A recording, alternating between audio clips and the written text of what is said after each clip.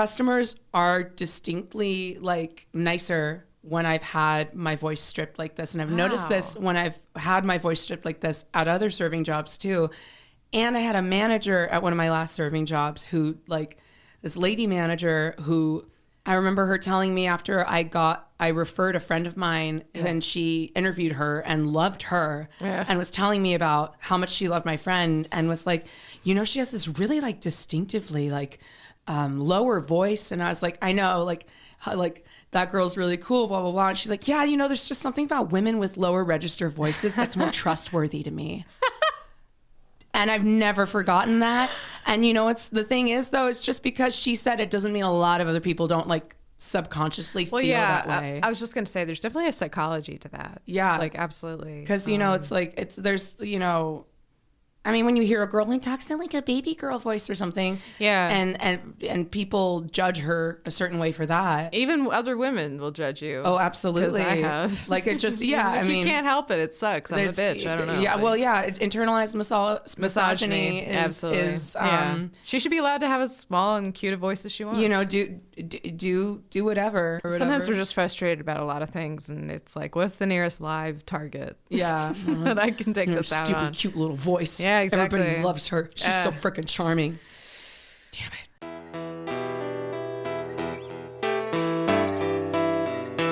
That's a movie I like to see.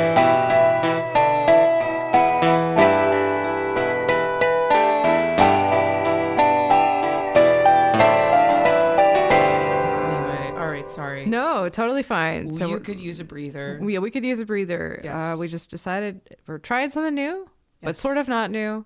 Instead of it being a movie that neither one of us has seen, we're looking at two movies today. It's a fun double feature. Oh my God, it's different. Oh, we're doing two things. We're making it spicy. Yes. So I've never seen Kiki's Delivery Service, except now I have.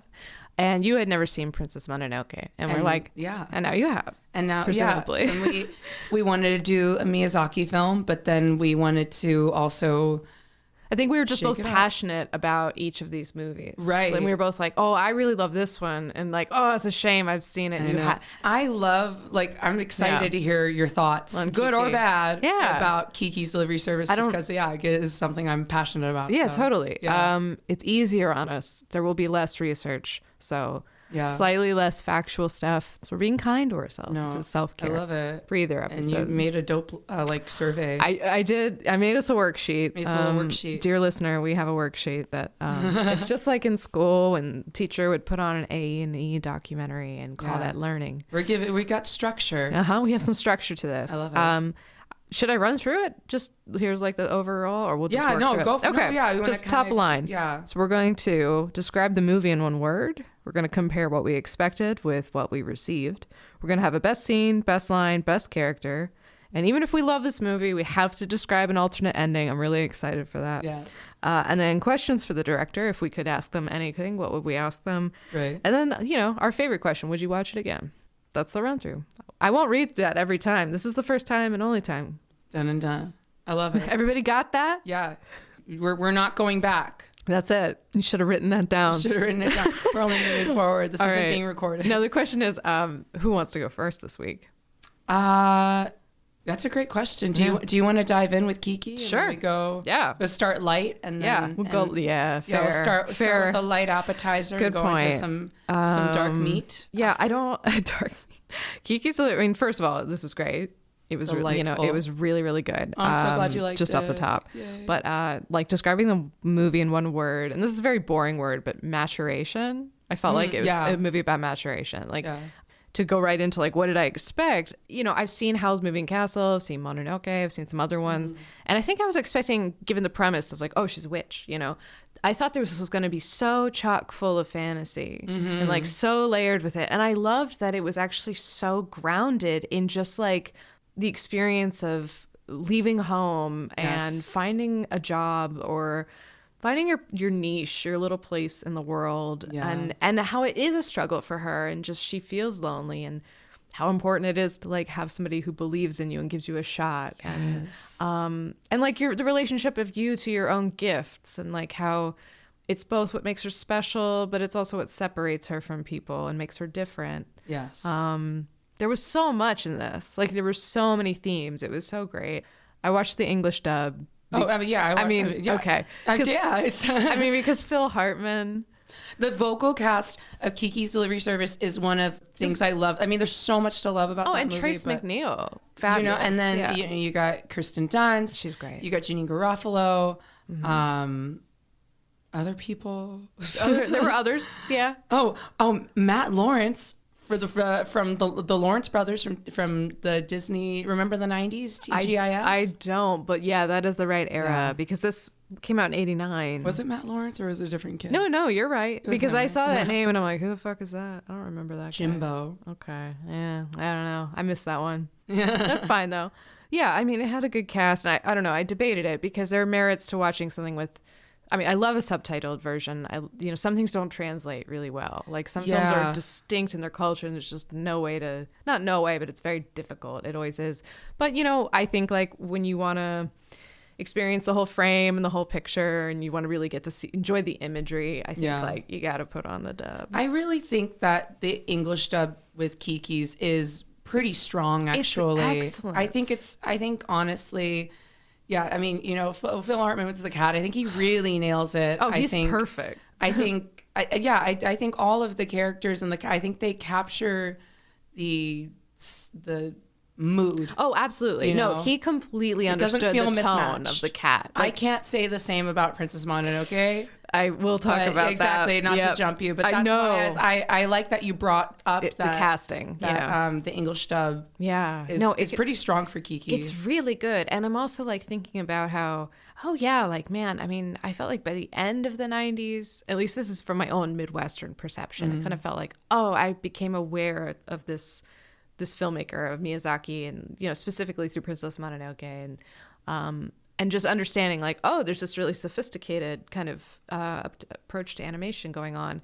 This is like a full 10 years before that, and somebody had some good agents to get them hooked into something that was very cool, very hip, and very like authentic. I mean, I was watching this and I did enjoy Mitchells versus the Machines, but I remember one of the things that I stumbled on with that was like, it was almost too perfect. You know? And this is like, it doesn't do that. It's like there's a simplicity and a stripped down quality to some of the things that they do. And it's not to say they're not complex or rich, but anyway. No, but it's more understated with Kiki. Yeah. Oh, and it's very ambiguous in terms of time and place. I love that about it. It reminds me of like, it literally reminds me of Willy Wonka. Like it could be the same town as like the Wonka, the original Willy Wonka, where it's got that sort of Danishy type vibe. Yeah, I felt like there was a clock tower. It felt kind of like like Pisa or something. It had exactly. Like, you could kind of place it anywhere. And yet, like it could have been parts of Japan. I don't know. It had this very, but it had a really like European medieval Renaissance, a lot of cobblestone vibe. But then there are radios and things and televisions, and so it's like, okay, wait, what era are we in? Zeppelin. Which they kept calling something else. Zamboni. No, Zeppelin's right. Zamboni's what cleans an ice rink. But they had some other I should have written down. That's the funnest name for cleaning, like Zamboni. Yeah. Oh my god. Like, yeah. I mean, it must have been named for a guy. They I feel that's somebody's name, surely. Zamboni. Like Giuseppe Zamboni. Yeah. It's some Italian guy who figured I make him a machine. Giuseppe Zamboni. It's smooth the ice. I smooth the ice. You seen the Italian Elon Musk Twitter? Yes. I smooth the ice. I don't pay the taxes. Oh, mamma mia. Oh, damn it. That's Oopsies. so good. No. I'm going to move forward and say, no. Well, the only thing I want to say, apart from all that stuff, was that, the fact that it was grounded in realism, especially the notion of like things taking time. Yeah. Nothing happens quickly. And I mean that in the best way. Mm-hmm. Like she doesn't succeed immediately. Everything is a struggle. Like everything is hard. And it's when she's feeling kind of dejected that, like hug your kitty. Like, you poor girl. For me, though, on that note, the best scene for me wasn't a particularly joyful scene, but her in the rain delivering the pie or the what was it? It's a pot pie. Yeah, it was a pot pie. Yeah, I was trying. It was a specific one. It was like a herring pot pie, which did kind of sound revolting, to be honest. But like she goes through this whole thing of delivering this this dish a grandmother made for her granddaughter's birthday. She can't be there. Here, you'll take this dish. There's more to the pre-story there, but that whole experience of her going through the cold and the wet, and of course it makes her sick, and then she shows up and the girl just doesn't give a fuck. Like, and I know that girl's such a brat. Yeah, and like kind of looks at Kiki like she's my grandma's stupid pies. Right. And like, oh, you work. Ugh. Oh, that reminds me of another vocal talent. Yeah. As the lady who does the voice of Bobby Hill. Yes. Yeah, She's the little boy. Yeah. Pamela Adlon, but I think at the time she was Pamela Siegel. There you go. Like was how she was credited. No, I recognized it immediately. Come on, I just can't move. Yeah. Move. Yeah. Move. It was great. Yeah. No, I heard that. Again, like great vocal casting. Right. Like, these are people who do a lot of anyway. My favorite line is probably from my favorite character, which is Gigi the cat. Yeah. Of course. Great cat. But like the moment where she's been shown to like this little attic room that she's gonna stay in, he's like, oh, this is quaint. It's like filthy. And I laughed by myself alone in a room at that. I thought that was good. But as like a second runner-up is that moment where the cat spies that mug in the store. Oh yeah, that has a black cat on it, and he says, "Kiki, it's me." And so of course, cute. you see it on the conveyor belt later. Like she's of course gonna buy it. Yeah, and like I've had that experience in Daiso 1,000 times. I love it. And I felt like if you would shop with your cat, that's exactly how they would react to those things. Me. That's me. That's a cat. Get it? That me. That's me. It me. And it made me wish I could shop with my cat. Oh, I was like, oh. I know people shop with their dogs. That's so. at the dog store. If Joan Crawford, beautiful big girl, she a big girl on your arm like that, just like just get a little bit of a 14 pounds. Get a little arm workout. Yeah, she's heavy. Like at a certain point, she's like, gorgeous. Yeah, I love her. She's absolutely gorgeous. We're staring at her right now. Yeah, she's sleeping. Yeah, she got treats and now she's resting. Yeah. I'm gonna move on to describing an alternate ending, which was okay. There were the woman who made the herring pot pie.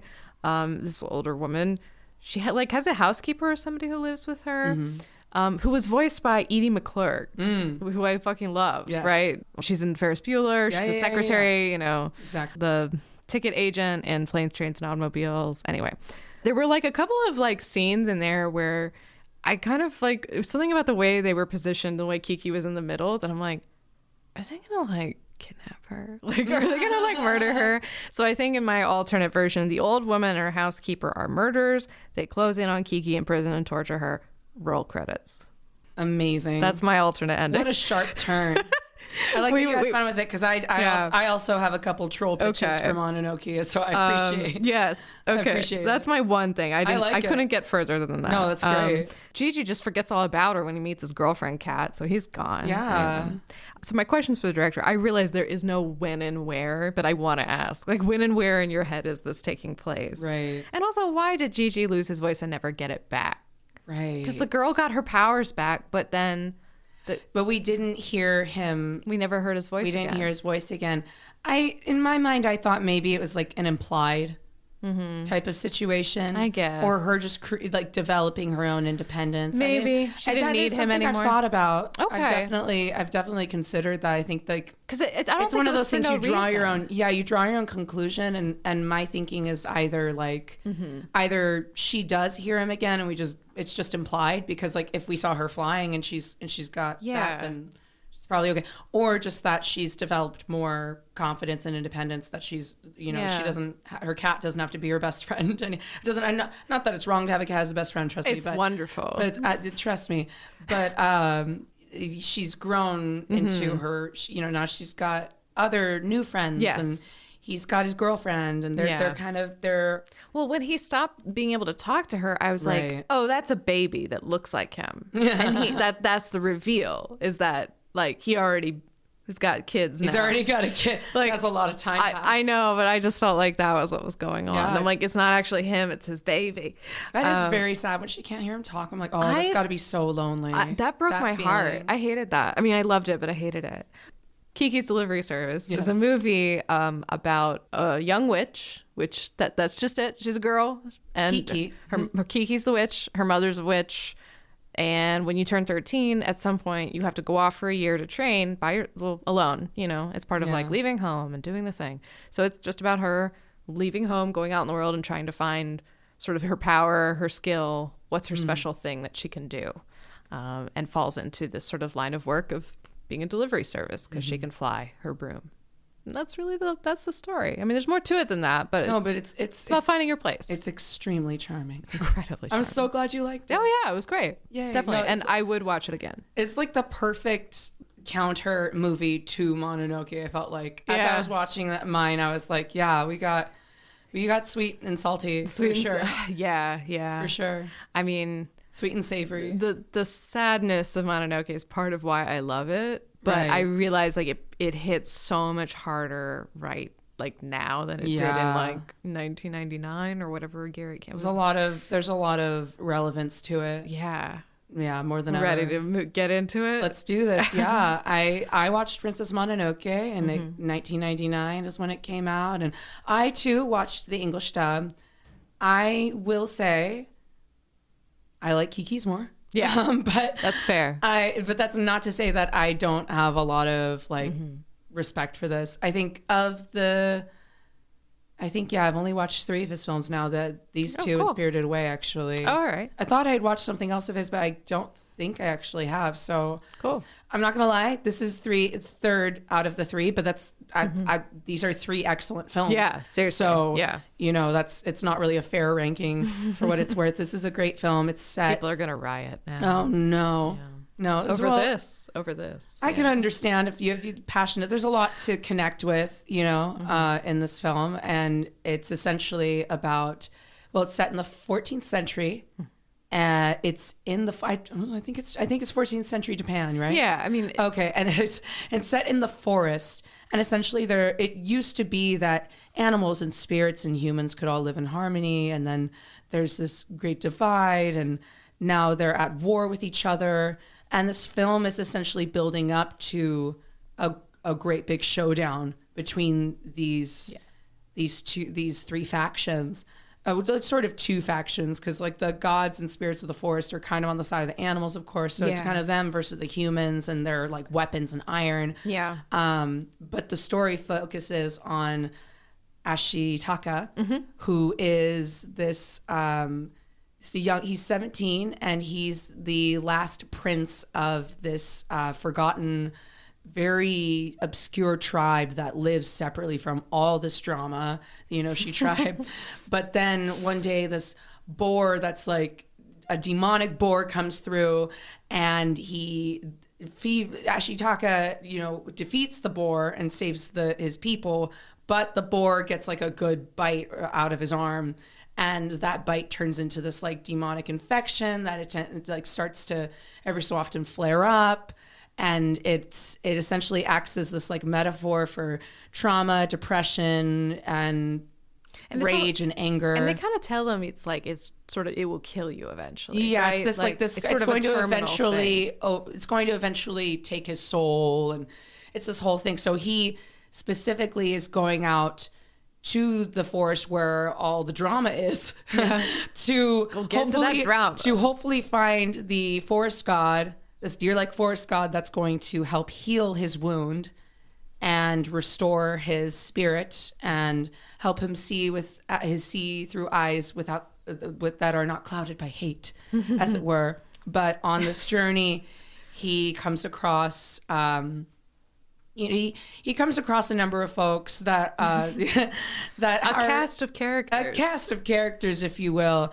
And I think one thing that I really like, it's a much more complex story than all of this. I don't want to spoil anymore, but this is the setup of this is the expositional information I want to give. I think that was it's actually a pretty complex amount of shit. I think you did that well. The best I can do without like literally just starting to tell you the whole movie. I think that was perfect. Awesome. No. Like I'm like, yeah, that is it. It's a chewy movie, there's a lot to chew on. Yeah, it's epic. It's in the truest sense of the word. An epic, and he's on this journey. He he meets all these folks. One of the things I appreciated is that everyone is morally gray. There's good and bad to every single character. There is I would argue there's no distinct villain. There are definitely antagonists. But I will say I'm going to dive right into my survey. The worksheet. One word I guess would be, epic. Epic is a good word for it. It's pretty violent from the get, but it's not absurdly bloody. Like it's not indulgent in the gore. And something that I read about why Miyazaki allowed for some of it, because you see maiming and decapitation and whatnot, and I think I appreciated that he wanted to create something that was he wanted younger viewers still for this, like not young kids, but like young adults, I think is what he said, and especially those that were going through depression. Oh wow! Because this is sort of, and I felt that like a very complex metaphor for coping with the fact that the world is imperfect, and there's evil in all of us, but there's also the capacity for good. Yeah. And that sometimes bad things happen or things don't work out. For the majority of the characters in this film, things don't work out how they want them to. Yeah. It's a bittersweet ending of sorts, but it's also a film that I think very well captures the idea of learning to accept that there is there's cruelty, and to try to still find love, to still find the love and light. Expectations, more Princess Mononoke. Yeah, right. I really thought this was going to be about her. Yeah. I thought this was going to be from her POV, and it was instead from Ashitaka, who he falls in love with her, and like they who wouldn't? Wolf girl. Yeah, Wolf girl. Come on. The way she handles a knife, let me tell you. I'm just saying, like, I saw that movie at that right age, and it was like I wanted so badly to be her, to live in the woods. She's very badass. Like, oh my god, she's so badass. Yeah, like. I hate humans. I love it. It's been memed so much. I hate humans. No, that's valid. I hate humans too. Let me tell you, girl. Yeah. So what my expectation was more of a story that focused on a girl named a princess. Maybe about her upbringing, or about how and why, and what. Yeah, we don't really find out. Much. Yeah, I didn't really get to build as much of a relationship with her, I guess, as I wanted. Fair. I was with Ashitaka for a lot of this movie and was like, when's the princess coming? Yeah, he's the vehicle. It started like, I was a little like, okay. And that's what I received. Sure. Was really more like Ashitaka and the time that he met the princess for like a bit. For a little bit. Yeah. He fell hard. Yeah, dude. He fell hard. Yeah, he did. You're beautiful. She's like, spit blood in your face. Best scene for me, I would say. All the battle sequences. I thought the fight sequence when Princess Mononoke first comes to this Iron Village. Yeah. And she's seeking. Because she has the clay mask. Yeah, she has the mask, and then she you see that she basically has like these superpowers because she's been taken care of by one of the gods of the forest, essentially, one of the wolf gods. So I guess that gives her the ability to kind of jump like Spider-Man. Yeah, she's got some hardcore parkour going on about her, and like the way she's just jumping over people and clearing, and all of that was really badass. So nimble. I just loved that sound of her running on the tiles on the roof. Yeah, I love that. It's very very intense, and she's fleet feet. Yes, fleet feet. Yeah. I liked her showdown with Lady Eboshi quite a bit, and I would say. Also, whenever the forest god appeared, whenever there was like a stillness and there was some sort of and like that first appearance when he comes through and heals him, but not his scar. Yeah, right. No. No, you gotta go to another guy for that. No, that's too. No, you gotta give you a referral for that. But that was when you first see that forest god. That was pretty cool. I agree. The best lines for me. I liked I liked the moment when Lady Eboshi in the battle sequence. I mean, there's a lot of really beautiful. Actually, you know what? Okay, no, I actually have like a very endearing. I've got 3, like 2 lines I only wrote like half lines of because they're just I liked that one snippet. Sure. And then there's this one moment that is reflective of actually my favorite character who was Lady Eboshi. She's the best. Like, oh my God. I felt like she was the most developed character. I felt like this was more her movie than anything. We spent so much more time with her really than the princess. And I found her to be far more interesting. Yeah. I really like when a movie presents an antagonist that's not really that she provides it. This town loves her. She's saved people. She protects this whole so many of these like lepers and protects them. And she employs women. Yeah, she employs women, and like it's a very.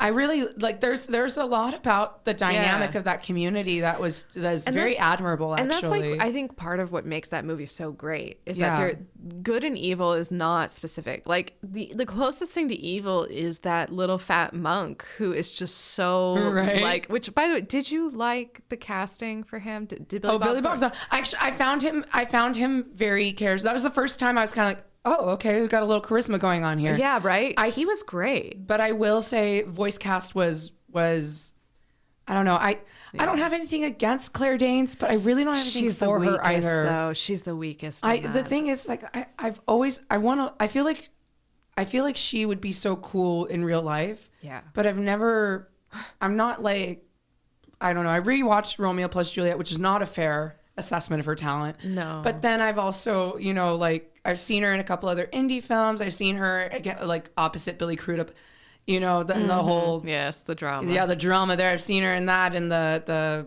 is it not Stealing Beauty, or it's the one where she's the Shakespeare, and he's this incredible like actor. He plays women, but she wants to play women. It's a whole thing. Yeah. I wasn't particularly blown away by her then, and then the voice acting here was a little. It felt like a little mismatched. Whereas I felt like the charisma of Kirsten, like I felt like Kirsten in Kiki's. It's tough with some of these with the animation style, trying to capture that.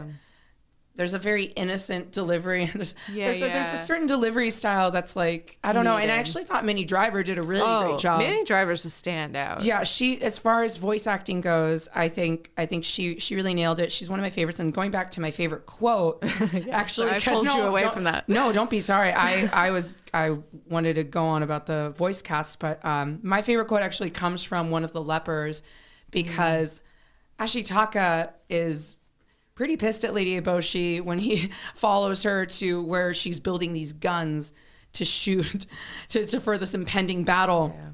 And the leper's name is Osa. He says, "Young man, like you, I know what rage feels like, and grief and helplessness. Life is suffering. It is hard. The world is cursed. But you still find reasons to keep living." And that hit me in the gut in the same way as like Drive My Car did. Yep. The idea that, and I think this is to me the best line that encapsulates, I think the movie. Yeah, the movie's heart. Totally. The idea that the world can be really cruel and painful and violent, and yet there is still value to be had to keep going, to endure. Yeah, which everybody experiences significant loss. There's arguably like no winners at the end of this battle, really. No. And at the same time, everybody's just like, all right, we go on, we'll rebuild. And that's what Lady Eboshi's like. Yeah. She loses an arm. She's like, all right, we're gonna rebuild. Yeah. We're going to come back, and we're gonna be stronger. Yeah. And I really liked her. Oh, and I also like Toki, who's one of the female. Doesn't Jada Pinkett Smith do her voice? That is Jada Pinkett, and she's great. Yeah. And I love when her husband comes back. Ashitaka had saved him after he almost died, and she's like, looks at he has an injury, like, great, now I have to do all the work. Now what are you gonna do?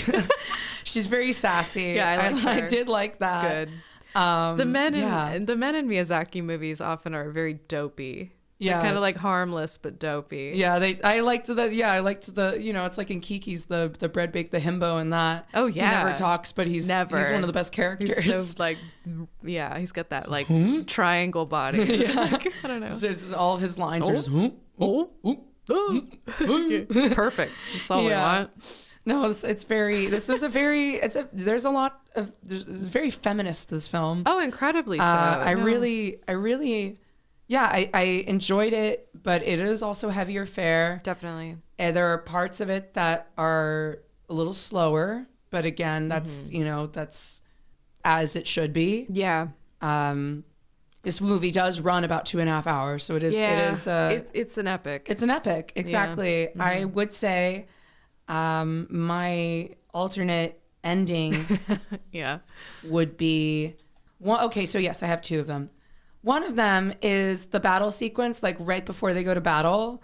All of a sudden, or like we see the whole battle thing, and then maybe it would just like all of a sudden just like cut back to Ashitaka, like in Twilight at the end of the series, where like there's this whole battle sequence, but then you realize it was just the character that can like predict, that can see the future, like sees how violent the battle gets and is able to like convince everybody to find peace. Whoa. You know what I'm saying? Very sweet. Like a cheesy, that's like it's like a very non-climactic end. Like it's the corniest ending of Twilight is that like this whole epic battle never actually happened. It's all just I saw what was going to happen. I didn't know that. And we can't fight. Oh my God. We need to find peace. Like something like that. That's ridiculous. And like what if that happened in this? Like I feel like it almost could have in a sense, because there are a few lines that are a bit pithy in the sense of like, we need to find love. Like he talks about love and not letting hate overcome you. Yeah. But this is, like, especially if this is for like ideally targeted towards adolescents. Yeah. Learning these themes. There's some. Yeah. I think at moments like you could accuse it of being like pablum, but sure. I think it's made up for in all of the sort of depressiveness. No, I think there's enough nuance that counteracts it. Yeah, totally. I was officially won over once the leper gave that line. Yeah. You're like, yep. I really that's like the movie. That drove the point home to me that I was like, oh, I see the idea of moral ambiguity. Yep. And how he's fighting this cursed arm, but he's also simultaneously learning how to live with it. This is clearly like coping with addiction, mental illness, trauma, rage, guilt, resentment. No, I think you're right. Many. The thought that he was trying to give young adults like something to project themselves onto and see that, to see themselves in that struggle, or to see themselves like, oh, I can relate to this, or I can relate to, I mean, even, San or Princess, she's like, she doesn't really belong in either place as a result, and that kind of fucks her up in the end, and I don't know, there was something kind of sad about that. It's true. It's true. There's a lot of melancholy. Yeah. But there is also the idea that with death comes life. They even say that at the end. It's like, oh well, now a new forest can now new life can grow, new vegetation, and then my other alternate ending was it's another troll ending, is that all of a sudden, like a park ranger rolls up and it's like the end of the M. Night Shyamalan's The Village, and surprise, it's the modern day. Now this is the real world we're living in right now. Oh man, a village ending. I like that. When in doubt, just do the village ending. Right. Like just have a park ranger drive up. When in doubt, just like throw in something super anachronistic. Like all of a sudden a cell phone goes off. Yep. And then, oh shit. Oh no. Camera swings around to the crew. Yeah. The whole thing. And then, they've been here the whole time. And then question for the director would just, my main one I guess would have been like, would there have been any interest in perhaps telling the story, sort of like a prequel of Princess Mononoke? I would have been interested in seeing like her origin. I think that could have been an instance where a prequel would have been interesting and not and not also have taken away from been derivative or not just derivative or exactly. That's such an interesting idea, because I really did want to see, you have the Moro, the wolf god, talks about how her parents, she saw them in the wood and they in fear, like threw the baby at her. Can just picture that for a second. That's so fucked up, and it's also, take my baby, and they just ran away. Good and God. That's and also another one of the lines I had written was, Moro was talking about this and explaining this about Princess Mononoke and how awful her parents are, and then, she says, "My poor, ugly, beautiful daughter is neither human nor wolf." And I liked that very dispassionate, like she's so angry and is constantly talking about how much she wants to kill Ashitaka, how much she hates humans, but she also has this unyielding patience about her. And then another quote, just one more little quick quote, and then I'm all spent, is going back to Lady Eboshi. Just the balls it takes to turn to your people, and like right when you see like the most epic forest god, and be like, watch closely. This is how you kill a god. Oh my God. And then she fucking kills him. And she does it.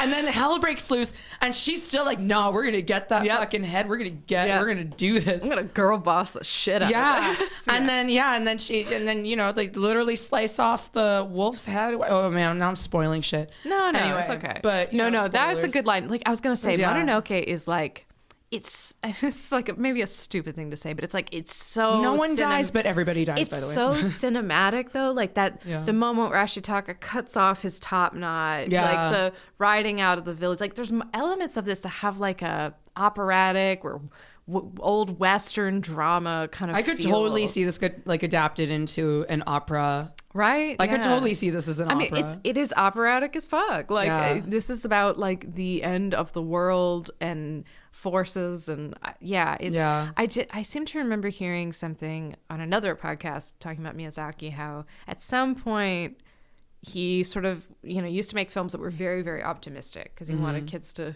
have that and enjoy it. But at a certain point given the way the world is, he kind of decided to start making things a little more like in this Mononoke vibe that are like acknowledge the difficulties. Presenting that the world can be cruel. Yes. And life is difficult.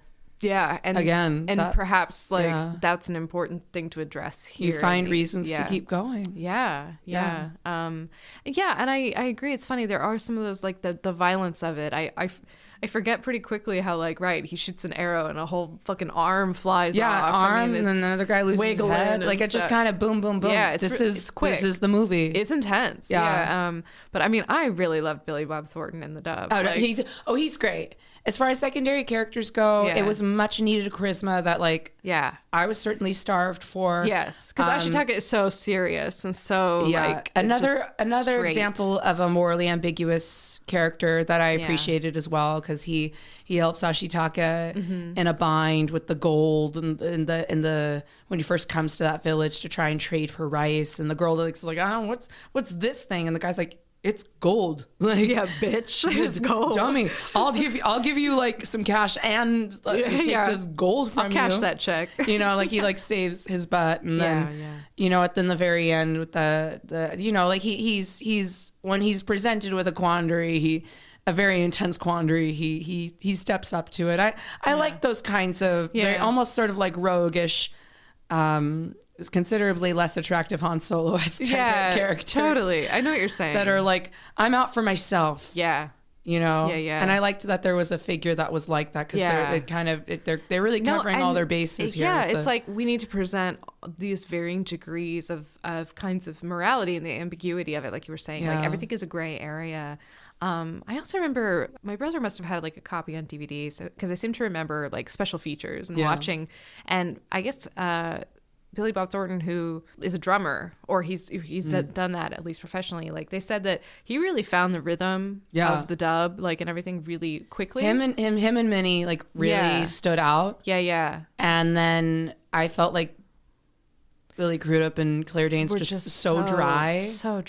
And Billy, it was all right. Like it was passable, but it was also, again, like, this is obviously not a movie I would be watching and hoping you're going to get some sort of romantic satisfaction. Shouldn't really be watching like almost any Miyazaki movie for that. Yeah, but to my understanding, at least. Yeah, actually, that's. I mean, but I'm struggling to think of. Yeah, I think definitely I was not really ever sold on the romantic connection that those two characters had. The baby bird feeding I thought was endearing, but I certainly didn't feel any sort of I didn't think that was particularly romantic. Yeah, I didn't feel romance for that. That was more like a nurse with a patient. Yeah, it was very she was mothering him. More of a mothering. It was a tender moment from someone tender, but it wasn't. Who'd shown a lot of brass and brass, a lot of brass and teeth up until that point. Yeah. True. Yeah. Because she's kind of like bones for jewelry, like cool blood and shit. Would you watch it again? I don't think I would readily put. I would much sooner put on Kiki's or Spirited Away. Mm-hmm. I think that I really the charm and whimsy is like a lot more palatable. I think in both of those films. Totally.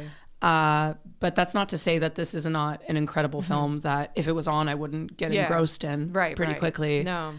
And it has moments of lightness, but you're right. It's such a, I think I really just probably as a moody teenager, just like loved how melancholy it was. No, I think it, like you said, it really hits the nail on the head. It covers a lot of really, it's a great film to teach someone coming of age what those feelings are, to put words to those feelings and to find acceptance or to like a path to acceptance, if you will. Yeah. This is I highly recommend. Yeah. Cool. But yeah. Oh, and also I do, going back to Kiki's. Go back to Kiki. Sorry. I just want to say, I want to at some point bake one of those herring pies. Really? I have watched like TikToks and YouTube of it. It actually just kind of looks like a chicken pot pie. Yeah, I think that is what it is. The herring it's a strongly flavored, it's a salty fish, but I was looking at all the other ingredients and I think once you put like all the... It would make sense. The creaminess and the potato and carrot or whatever, it seems like it... I'd be down to try it. I shouldn't judge it. No, but it does sound it like, just is like I could see why the girls, another herring pie. Oh, gross. But at the same time, Miyazaki knows how to make food that I wouldn't normally eat look edible. I know. Like the jerky that Mononoke baby bird feeds Ashitaka. I was like, where do I get that? That kind of looked like, that looked like forbidden pork belly. Look good. Look good. No, I know what you mean. There's times, I think there's even like Twitter accounts about like anime food. Oh, yeah. Yeah. And like, oh, damn it. Do not ever show me like an anime where they go eat hot pot. I know, right? Like, just those words together. Even just when now, I see like a porridge or something, and they're eating the rice. And like they gave the kitty cat porridge. I know. Like, don't eat it too fast. It's hot. Yeah. Okay. Well, this was a good breather. Yes, I enjoyed. We'll be back in full force next week. Rock and roll. Thanks for checking us out. Be sure to leave us a review. And or tell your friends. Tell a buddy. Tell a buddy, tell a tubby.